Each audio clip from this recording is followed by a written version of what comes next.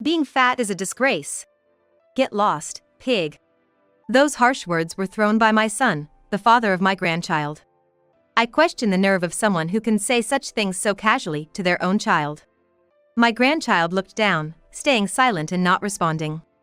Though I couldn't see his face, there's no way he wasn't affected by it. I stepped forward to protect my grandchild. Then, I'll take him in. With those words, I left the smirking couple behind and walked away, holding my grandchild's hand. A month later, after discovering the true nature of my grandchild, the arrogant couple appeared before me, saying, "Let's go back together." My grandchild made a puzzled face for a moment, then scoffed at them, saying, "Huh? Who are you guys?" and turned away. My name is Hannah Harrison. I turn 81 this year. I was one of the rare cases of marrying for love back in the day, naturally opposed by our relatives, leading us to almost elope, holding hands and running away.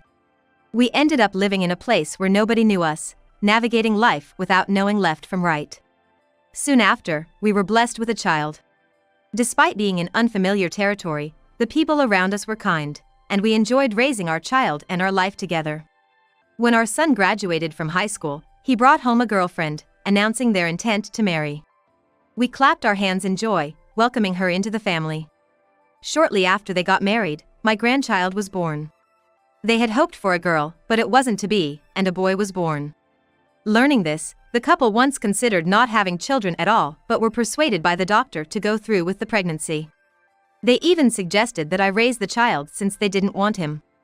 I convinced them otherwise, and my grandchild grew up well despite their reluctance to parent. It seemed they had no interest in raising their child, forcing me to frequently check in on them. If I didn't, they would neglect to feed him or leave him alone while they went out, so I couldn't just stand by. Every time, I would scold them, but it seemed to have no effect. One day, I went to see my grandchild as usual and found him caught in the middle of a marital spat. "Enough already! This mess is because you don't take care of anything. What are you talking about? You don't do anything either. It's unfair to blame me alone." Pointing at my grandchild, who was sitting on the couch and shrinking into himself, the argument between my son and his wife grew more intense. It's been quite some time since my grandchild was born. He turned 22 this year but hasn't gone to college or done much of anything since graduating high school, stubbornly staying at home. To me, that's neither here nor there.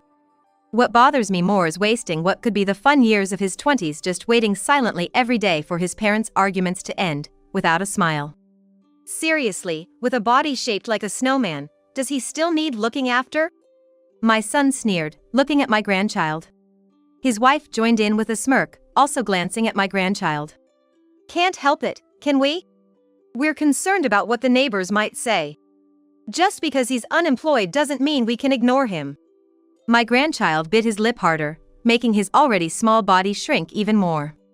Unable to stand their exchange any longer, I stepped between my son and his wife. "Enough, you two! John, how about going shopping with Grandma?" "No, I don't want to." I tried to offer my grandchild a lifeline, but he mumbled a soft reply and fled to his room as if escaping. Such an ungrateful son. My daughter-in-law muttered, snorting and watching him go. Then, as if their earlier argument was a lie, the couple mentioned having errands and left. I tidied up the untidy house while checking on my grandchild. From a young age, he wasn't looked after much and grew increasingly reclusive due to the constant sarcastic remarks from his parents. I worry about how he spends his days, so I occasionally come over to do some housekeeping and look after him in secret. As I vacuumed near my grandchild's room, I knocked on the door several times. "John, haven't you had lunch yet? I made some lunch. Would you like some?" He usually avoids leaving his room, especially when his parents are home. Sneaking out to buy fast food when they're asleep or out. Years of eating fast foods have caused his weight to skyrocket. It breaks my heart to see him like this, so I always bring a homemade lunch when I visit, hoping it's more nutritious. After a pause, the door cracked open. My grandchild peeked out to see me. "I'll eat here." "Grandma, eat with me." After saying that, the door was closed with a snap, but I put away the vacuum cleaner with a content feeling and started preparing lunch. When I knocked on my grandson's room again with the lunch in hand, this time the door was promptly opened, and I was invited in. The room smelled slightly of grease. However, it wasn't unpleasant enough to bother me, so I just spread out the lunch on a small table without a care. My grandson's face lit up a bit as he watched the lunch being laid out. It's really heartwarming to see expressions he only shows to me. I divided the food onto a plate and offered it to him, and he said thank you in a soft voice. While we were finishing lunch and chatting about trivial things, it seemed like my son had come back home, as the entrance became noisy. Hearing that noise, my grandson immediately lost his smile and became silent. It looked like our pleasant time was over. Hey, Mom! Don't leave trash at the entrance! My son yelled loud enough to be heard through the door. He complains about the stuff I leave to take home, even though they don't properly take out the trash themselves. Feeling sorry for my grandson, I decided it was time to head home. He complains about the stuff I leave to take home, even though they don't properly take out the trash themselves. Feeling sorry for my grandson, I decided it was time to head home. I waved back and left the room. Still hearing my son yelling, I shouted back, "Be quiet," and started getting ready to leave. You should take better care of your son, John. He's your child, after all. Shut up. If he was a girl, I would. What's wrong with having a boy? Can't dress him in cute clothes and show him off. Really, what kind of reasoning is that? I spat out and grabbed the trash bag, then left my son and daughter-in-law's house. Walking a bit and looking back, I saw my grandson watching me from a second-floor window. He noticed me and waved again, and I waved back before heading home. It had been a while since I last visited because I was busy, but I decided to go to my son's house again. As I approached the entrance, I could hear my son and his wife arguing, the noise carrying outside. Sighing, I opened the door. You know, keeping your hair long and covering your face doesn't change the fact you're overweight. Being overweight is a disgrace. Get lost, pig. Being a shut-in who does nothing but trouble, just get out already. When I asked what was going on today, as my son and his wife were yelling more than usual, they both pointed at my grandson. He's started talking back to us. After all we've done raising him, he repays us with defiance. I was taken aback by my son's claim of defiance and turned to look at my grandson. He glanced at me but quickly glared back at my son and his wife.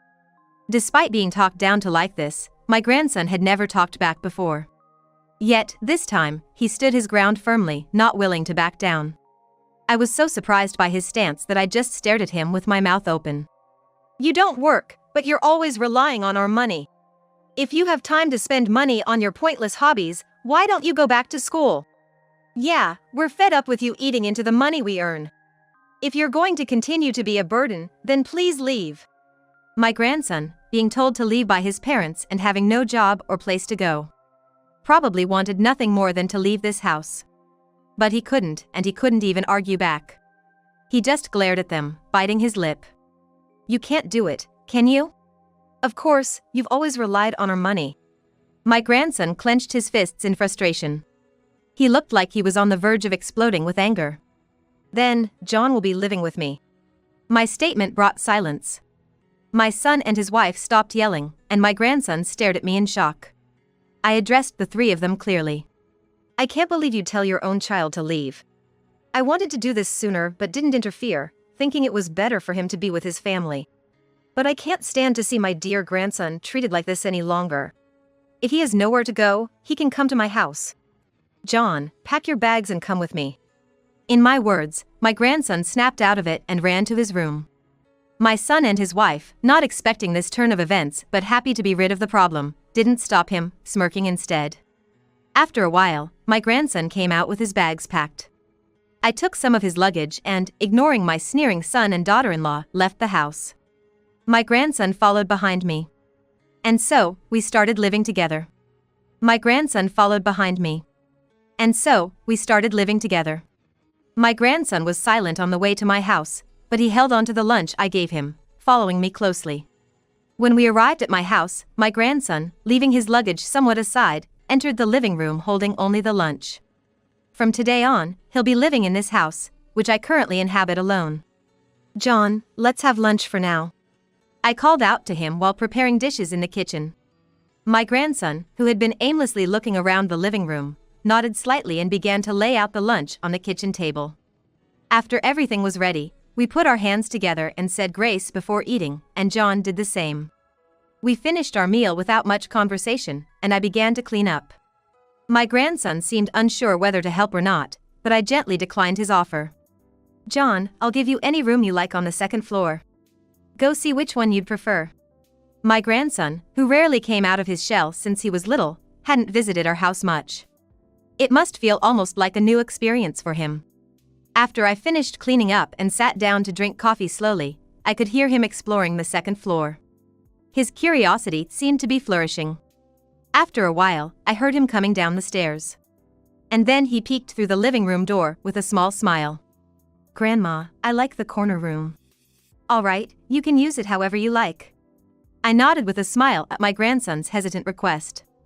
That room was once used as a study by my husband. It's empty now, but it once had a large desk and bookshelves. I'm glad my grandson likes the same room. He began to unpack his belongings in the room he chose right away. Wanting him to enjoy his free time, I decided to relax in the living room. As it got dark outside, I started preparing dinner. It had been quiet upstairs for a while. While cooking dinner, I thought about getting his new sleeping area ready and went upstairs to call him when dinner was ready. "John? Dinner's ready, come on down." My grandson was drawing. He must have been deeply engrossed in it. He had forgotten to turn on the light, and the room was dark.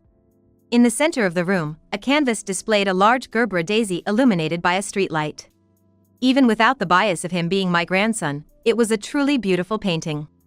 The room had a stronger smell of oil paint than it did back at my son and his wife's place. John has a hobby of oil painting. "Grandma, this is for you." The canvas featured a large orange Gerbera daisy, with a background of clear blue sky and thin clouds floating by. Yet, it wasn't just that, the corners were tinged with the color of sunset, giving the impression that evening was approaching. It was a wonderfully nice painting. I knew of my grandson's hobby, but I had never actually seen his work. I was surprised by his talent upon seeing it for the first time. "You don't want it, right?" My grandson, seeing that I hadn't said anything, slumped his shoulders and sighed as he stood up. "It's a bit smelly from the paint. I'll open the window to ventilate, so you go ahead downstairs." "Are you sure I can have such a wonderful painting?" "Yes." I approached the painting my grandson had made and looked at it intently. I couldn't help but cry. Embracing my flustered grandson, I thanked him repeatedly. That painting became my favorite.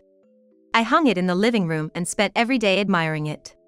Initially, John was embarrassed and shy about it, but as I kept praising him, he gradually started to smile happily. He said he had never been praised before, but my enthusiastic compliments seemed to inspire him to create more. As he finished each one, I praised and displayed them, and eventually, our living room turned into a gallery of his works. As I was sipping coffee in the living room and admiring them, a voice came from the garden. "You have a lovely home. Do you like paintings?" Turning towards the voice, there was a man. It seemed he was interested in John's paintings visible from the garden. I replied, "I don't know about paintings in general, but I love my grandson's paintings. All of these were done by him. May I hear more about it?" "Yes, of course." I was thrilled that someone was interested in my grandson's paintings, so I hurried outside to chat with the man. Most of what I said turned into bragging, but the man listened intently, nodding along, which led to us talking for quite a while. Eventually, my grandson, who had gone out to buy art supplies, came back and had to interrupt us.